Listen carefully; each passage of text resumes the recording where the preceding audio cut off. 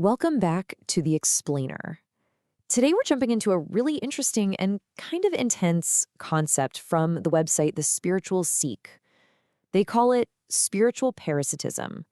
So we're going to break down their articles and really get into what they mean by that, what they think causes it, and maybe most importantly, what they suggest you can do about it. So the way their articles kick this whole thing off is by asking a pretty simple question. You know that feeling when you're just drained for no good reason? Or maybe you're stuck in a loop of negativity you just can't shake.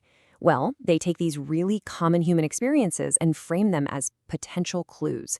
Clues that their whole concept of spiritual parasitism might just explain. All right, so let's get right into the heart of it. First things first, what are we even talking about here? What do these articles actually mean when they use the term spiritual parasitism? Okay, so according to their definition, this is a totally one-sided deal. Think of it this way. It's not a symbiotic relationship where, both sides get something out of it. No, this is purely harmful. The host is just constantly being drained of their life force, their vitality, with absolutely nothing coming back in return. It's a one-way street, and it's going the wrong way. The articles from the Spiritual Seek then lay out a bunch of key signs you might notice. And this stuff is pretty wide-ranging. We're talking about everything from that deep, chronic exhaustion that sleep just doesn't touch, all the way to feeling like your own negative emotions, fear, anger, sadness, are suddenly cranked up to 11. They also say it can show up as new, out-of-character, self-destructive habits, or just finding yourself stuck in the same toxic situations over and over again. Now, this is where it gets really specific, and I think this is a super important distinction they make. They're very careful to separate spiritual parasitism from the idea of an energy vampire. You've probably heard that term, right? Well, in their view, an energy vampire is a living person who drains you through, social interaction. But spiritual parasitism, that's different. They're talking about non-physical entities that attach directly to your energy field, your aura, and the influence is way more subtle and long-term. Okay, so the big question then is why? Why does this even happen? And according to the source material, it's not just random bad luck. They outline a whole set of specific factors that can actually create these vulnerabilities in the first place. And this right here is really the core of it, straight from their articles.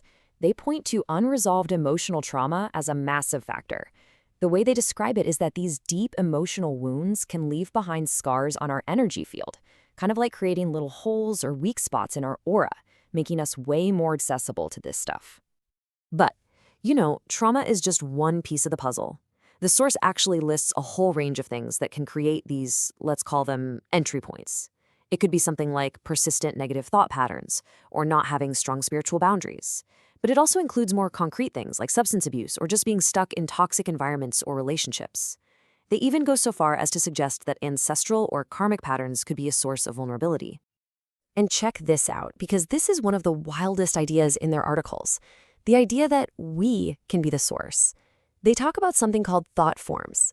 The concept is that if you have really intense, repetitive negative thinking, those thoughts can literally create these energetic constructs that then become parasitic themselves. They start feeding off the very person who created them. Wild, right? Okay, so we've talked about the what and the why. Let's get into the how. The articles don't just stop at describing the problem. They actually go on to categorize the different types of entities they believe are involved and break down exactly how they operate. So the source basically lays out this kind of hierarchy of entities. On the lower end, you've got what they call lower astral beings. These are sort of like shadow entities that just passively feed on negative emotions in their environment. Then you've got those thought forms we just talked about, the ones we create ourselves. And then at the top end of the spectrum, well, that's where they place demonic entities, which they describe as highly intelligent, truly malevolent forces that are actively trying to control and cause harm. And there's a process to it, according to the articles. It follows a pretty clear 4-step pattern. Step 1, the entity finds a vulnerability. Remember those holes in the aura we talked about? Step 2, it starts to amplify the negative emotions tied to that weakness. It pokes the bruise. Step 3, this creates a dependency loop, right? Things like addiction or self-sabotaging behavior that weaken the host even more. And finally, step 4, the entity just feeds on all that low-frequency energy being generated by the host's negative state. And the tactics they use can be pretty insidious. The source material lists a whole bunch of them. We're talking about things like manipulating dreams to give you nightmares or sleep paralysis, really reinforcing addictive behaviors, and even implanting those awful negative thought loops that just go round and round. But a really key strategy they point out is isolation. The entity will try to create conflict with friends and family to foster mistrust, basically to cut you off from your support system. Okay, so after laying out all this heavy stuff, the problem, the causes, the methods, the good news is the articles from the Spiritual Seek don't just leave you hanging. They propose a really comprehensive, multi-layered approach for how to deal with this and, just as importantly, how to prevent it. And what's so crucial about their proposed solution is that it's not just about, zapping the parasite away. It's a whole strategy with 4 key parts. It all starts with healing, actually addressing the root causes, those vulnerabilities we talked about. Then comes cleansing to clear out any existing negative attachments. After that, it's grounding to stabilize your own energy. And finally, it's about protecting yourself to make sure it doesn't happen again. And they get really practical with it. The articles offer a whole toolbox of specific techniques you can actually use. For cleansing, they mention things like smudging with sage, taking salt baths, or using sound healing. For grounding, they suggest stuff as simple as earthing, just walking barefoot on the grass. And for healing, they recommend a whole spectrum, from journaling and meditation all the way to professional therapy. It's a really interesting blend of spiritual and psychological approaches. But here's the ultimate defense, according to the source. According to the source, the biggest takeaway. It's not about one single tool or one magic ritual. The most powerful thing you can do is to consistently cultivate positive, high vibrational emotions.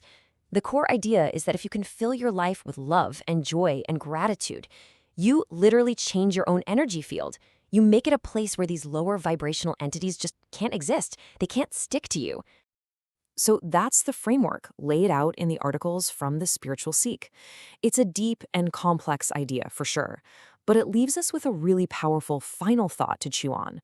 If you take away all the metaphysical language for a second, what does protecting your energy actually mean in your day-to-day life?